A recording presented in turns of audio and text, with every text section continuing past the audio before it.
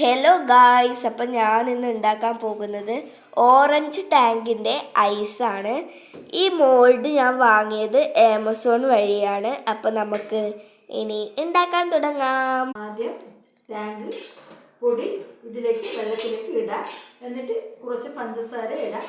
എന്നിട്ട് ഇളക്കിയിട്ട് ഇതിൽ കൂടി ഞാൻ ഒഴിക്കാൻ പോവുകയാണ്.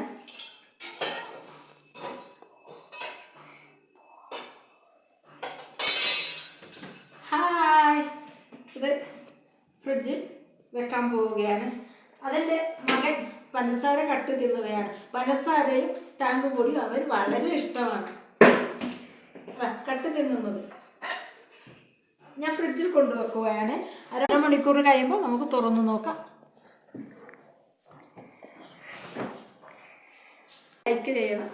Okay, Tata, bye bye.